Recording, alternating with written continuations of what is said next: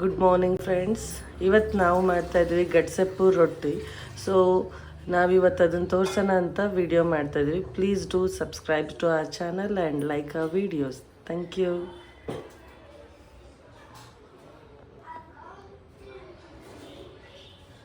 So ಇದಕ್ಕೆ ಬೇಕಾಗಿರೋದು first tomato, ಪುದೀನ, ಪಾಲಕ್ಕು, ಮತ್ತು ದಂಟಿನ ಸೊಪ್ಪು, ಮತ್ತು ಕಡಲೆ ಕಾಳು, ಸ್ವಲ್ಪ ಬೇಳೆ, ಸ್ವಲ್ಪ ಅಕ್ಕಿ, ಹೆಸರು ಕಾಳು.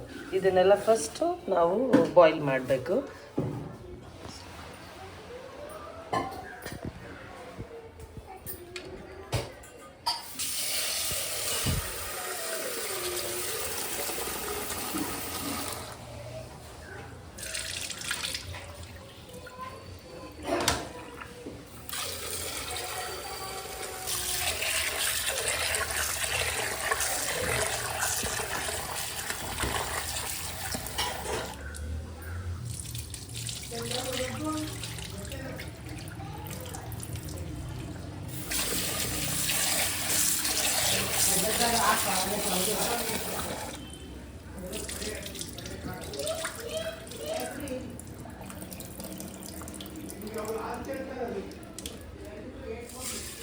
ಸೊ ಈಗ ತೊಗರಿಬೇಳೆ ಮತ್ತು ಹೆಸರು ಕಾಳು ಮತ್ತು ಅಕ್ಕಿನ ತೊಳೆದಿದ್ದೀವಿ. ಇದಕ್ಕೆ ಹಾಕಬೇಕು ನೆನೆಸಿರೋ, ರಾತ್ರಿನೇ ನೆನೆ ಹಾಕಿರೋ ಕಡಲೆಕಾಳು. ಓಕೆ, ಸೊ ಇದನ್ನು ಇದಕ್ಕೆ ಹಾಕ್ಬೇಕು.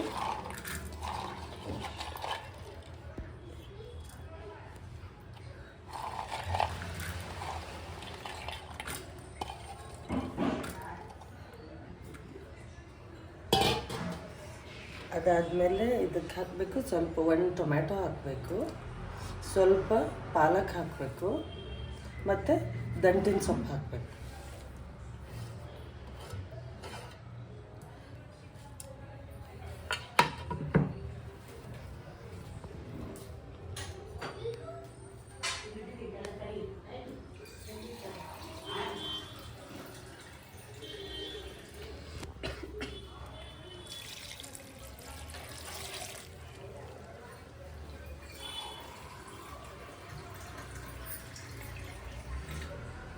ಇದಕ್ಕೀಗ 2 to 3 ಗ್ಲಾಸಸ್ ನೀರು ಹಾಕಿ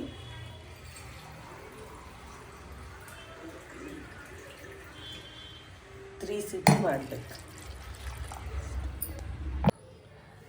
ಇವಾಗ ನಾವು ಗಡ್ಸೆಪ್ ಹೇಗೆ ಮಾಡೋದು ಅಂತ ತೋರಿಸ್ತೀವಿ. ಇವಾಗ ಒಗ್ಗರಣೆ ಮಾಡ್ಕೋಬೇಕು. ಎಣ್ಣೆ ಕಾದಿದೆ ಇವಾಗ. ಇದಕ್ಕೆ ಸಾಸಿವೆ,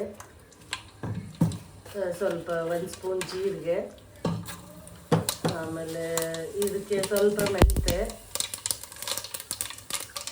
ಕರಿಬೇವು, ಬೆಳ್ಳುಳ್ಳಿ ಇದೆಲ್ಲ ಹಾಕಬೇಕು.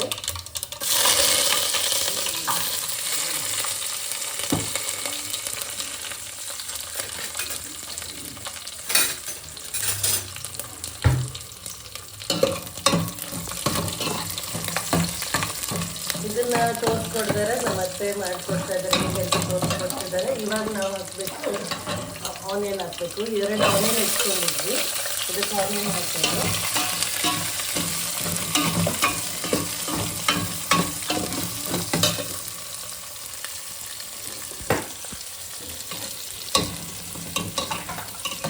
ಇದಕ್ಕೆ ಒಂದು ಅರ್ಧ ಸ್ಪೂನು ಅರಿಶಿನ ಹಾಕಬೇಕು.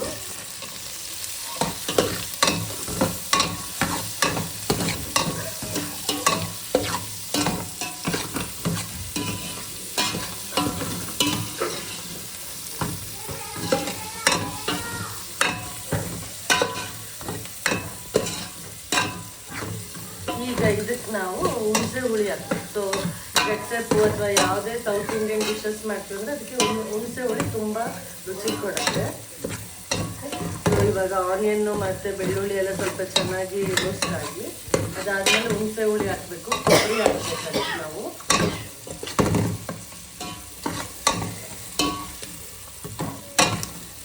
ಇದು ಟ್ಯಾಮ್ರಿನ್ ಜ್ಯೂಸ್, ಹುಣಸೆ ಹುಳಿ ಹಾಕ್ತಿದ್ದೀವಿ.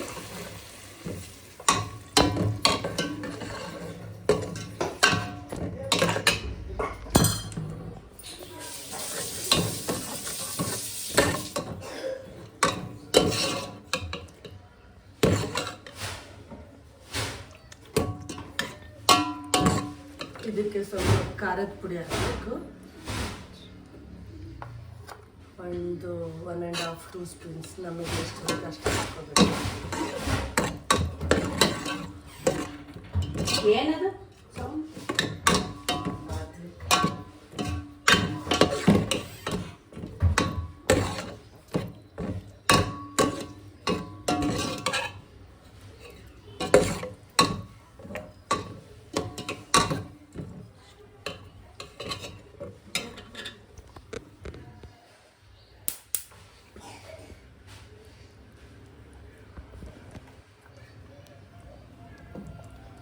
ನಾವೀಗ ಇದಕ್ಕೆ ಹಾಕ್ತೀವಿ ಹಸಿ ಕಾಯಿ ತುರಿ. ಸೊ ಇದು ಒಂದು ಸಣ್ಣ ಬೌಲಲ್ಲಿ ಎಷ್ಟಿರುತ್ತಲ್ಲ ಅಷ್ಟು ಕಾಯಿ ತುರಿ ಹಾಕಬೇಕು.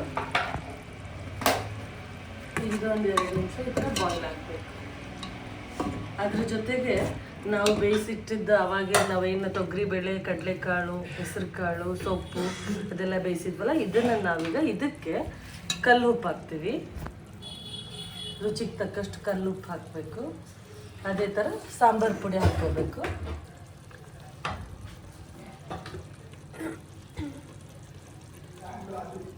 ಇದು ನಾವು 1.5 ಸ್ಪೂನ್ ಇಲ್ಲ 2 ಸ್ಪೂನ್ಸ್ ಹಾಕ್ಕೋಬೋದು.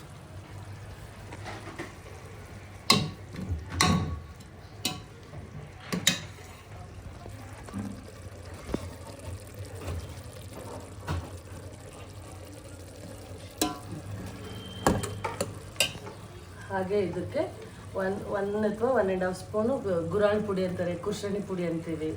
ಇದನ್ನು ಎಲ್ಲ ಡಿಶಸ್ಗೂ ಅಂದರೆ ಯೂಸ್ ಮಾಡ್ತೀವಿ. ಸೌತ್ ಇಂಡಿಯನ್ ಪಲ್ಯ ಏನೇನು ಮಾಡ್ತೀವಲ್ಲ ಅದಕ್ಕೆಲ್ಲ, ಎಣ್ಣೆಕಾಯಿ, ಹೀರೆಕಾಯಿ ಪಲ್ಯ ಅದಕ್ಕೆಲ್ಲ. ಸೊ ಇದೆಲ್ಲ ಆ್ಯಡ್ ಆದಮೇಲೆ ಇದನ್ನು ಸ್ವಲ್ಪ ಮಿಕ್ಸ್ ಮಾಡ್ಕೋಬೇಕು ನಾವು.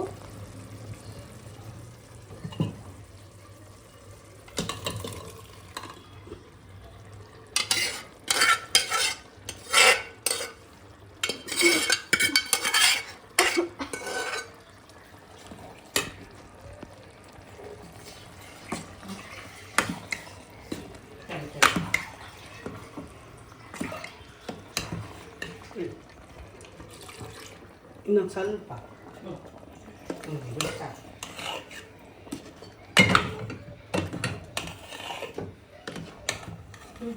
ಈಗ ಅದಕ್ಕೆ ಕೊತ್ತಂಬರಿನೂ ಹಾಕಬೇಕು. ಹಾಕಿಬಿಟ್ಟು ಒಂದು 5 ಮಿನಿಟ್ಸ್ ಇದನ್ನು ನಾವು ಕುದಿಯಕ್ಕೆ ಬಿಡಬೇಕು. ಸೊ ದಟ್ ಸಾಂಬಾರು ಪುಡಿ ಮತ್ತು ಖಾರ ಪುಡಿ ಅದೆಲ್ಲ ಏನು ಹಾಕಿದ್ವಲ್ಲ ಇದೆಲ್ಲ ಬೇಳೆಗೋದಕ್ಕೆಲ್ಲ ಚೆನ್ನಾಗಿ ಕುದ್ದು ಒಂದು ಟೇಸ್ಟ್ ಚೆನ್ನಾಗಿ ಕೊಡೋದು. So after 5 minutes will be back again. ಈಗ ಬೇಳೆ ಎಲ್ಲ ಬೇಯೋಷ್ಟೊತ್ತಿಗೆ ನಾವೀಗ ರೊಟ್ಟಿಗೆ ಸರಿ ರೆಡಿ ಮಾಡ್ಕೊಳ್ಳೋಣ. ಅದಕ್ಕೆ ಈಗ ನಾವಿಲ್ಲಿ ಏನು ಮಾಡ್ತಿದ್ವಿ ಅಂದರೆ ಒಂದು ಪಾತ್ರೆಯಲ್ಲಿ ನೀರು ಬೇಯಿಸೋಕೆ ಇಟ್ಟಿದ್ದೀವಿ. ಸೊ ಈಗ ಅದು ಕುದೀತಾ ಇದೆ, ಅದಕ್ಕೆ ಉಪ್ಪು ಕೂಡ ಹಾಕಿದ್ದೀವಿ. ಈಗ ಅದಕ್ಕೆ ನಾವು ಹಿಟ್ಟು ಹಾಕಬೇಕು.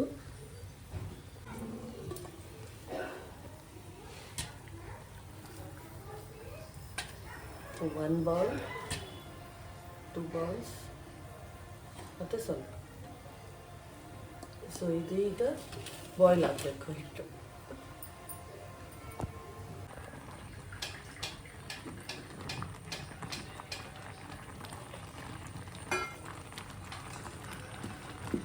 ನಾವು ಆವಾಗಲೇ ಸರಿ ಮಾಡಿಸಿದ್ವಲ್ಲ ಫ್ರೆಂಡ್ಸ್, ಇವಾಗ ಏನು ಮಾಡ್ತೀವಿ ಅಂದರೆ ಅದೇ ಹಿಟ್ಟನ್ನು ಸ್ವಲ್ಪ ಒಣ ಹಿಟ್ಟು ಹಾಕ್ಕೊಂಡು ಹಿಟ್ಟನ್ನು ಚೆನ್ನಾಗಿ ನಾದ್ಕೋಬೇಕು.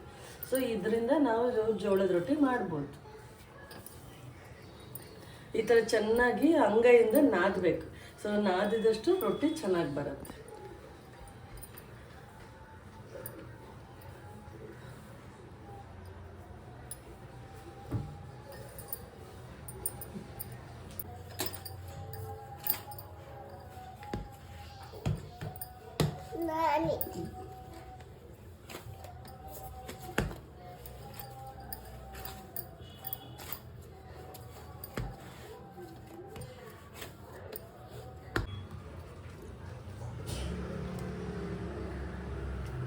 ಇವಾಗ ನೋಡಿ ರೊಟ್ಟಿ ಹೇಗೆ ಮಾಡೋದು ಅಂತ ತೋರಿಸ್ತೀನಿ.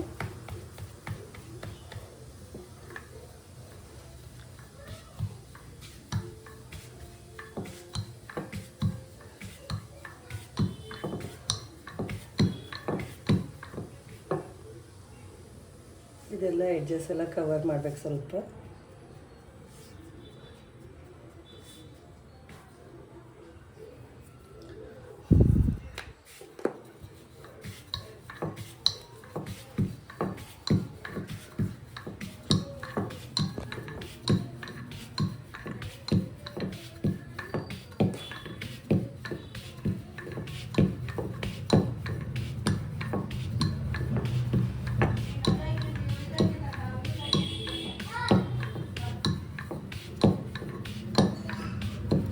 ದೊಡ್ಡಾಗೋವು ಉತ್ತಾ ಹೋಗ್ಬೇಕೀಗ.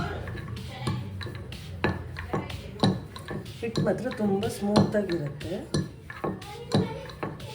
ಚಪಾತಿ ಥರ ಬರಲ್ಲ. ಹುಷಾರಾಗಿ ಇದು ಮಾಡಬೇಕು.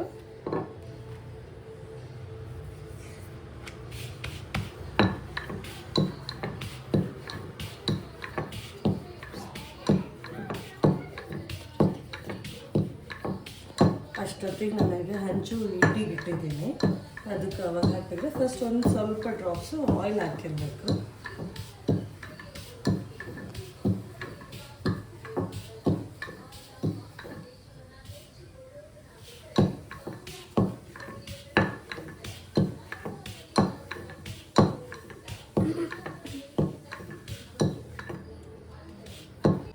ಇವಾಗ ಹಂಚು ಕಾದಿದೆ, ಇದಕ್ಕೆ ಇದೆ.